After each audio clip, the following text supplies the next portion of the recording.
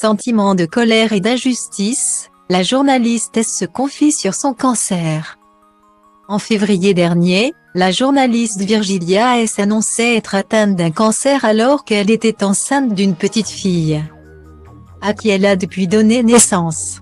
Ce mercredi 8 mars, la présentatrice de BFM TV est revenue sa lutte contre la maladie et précisément sur le jour où son diagnostic est tombé.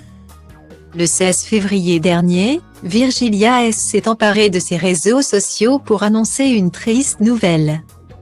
À travers d'un long message rédigé dans les notes de son téléphone, la présentatrice météo de BFM TV annonce être atteinte d'un cancer du sein et évoque son combat contre cette maladie survenue alors qu'elle est enceinte de son premier enfant. Été 2022, 32 ans, j'apprenais que j'allais être maman pour le printemps prochain. Ma vie allait basculer. Celle-ci bascula finalement plus tôt que prévu, il y a un mois. Lorsque j'appris que j'étais atteinte d'un cancer du sein et de positif.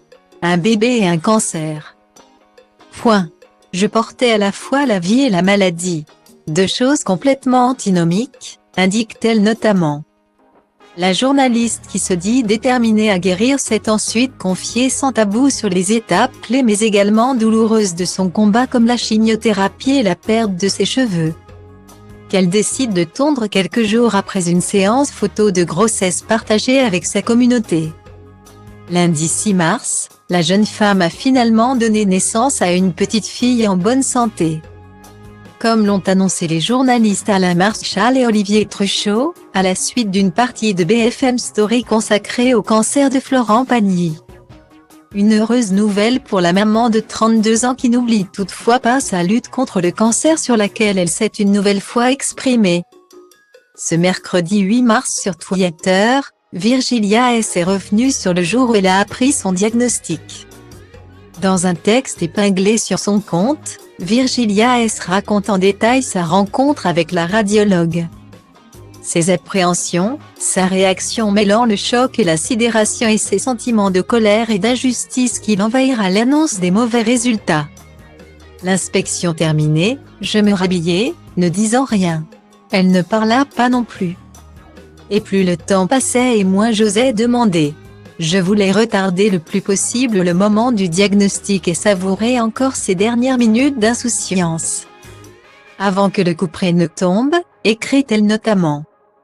Plus loin elle poursuit, ça ne pouvait être qu'un cauchemar, on m'annonçait que j'avais une maladie mortelle et je sentais en même temps la vie en moi. Mon bébé qui me donnait des petits coups, c'était irréel. Un récit poignant qui marque le début de la résilience pour la journaliste. Dintr-o lumea ta se poate. Ai auzit textele pe care le scriu despre fetele pe care le știu și ai aflat de la altele mai târziu că sunt pe bune toate. Acum mai zic ce faci, vii mai aproape, stai deoparte. Ești una la 1.000.000, mai sunt doar 22. Ca tine în țară și la meteo, zic că e acolo să plouă. Mai peste tot, mai puțin pe strada mea. Mă întreb, n-o fi cumva din cauza ta? Dai senzație de fetiță cu mințică, dar ești vulcanică la pat, mi-aș ofti o păsărică. Și că-ți fac băiețire așa ca mine, care știu să aibă grijă de o fetiță așa ca tine. Ești discretă, distantă, distrugătoare. De la șola Virgil, la șmecher cu burta mare. Faci lumea întreagă să întoarcă după tine ca tu și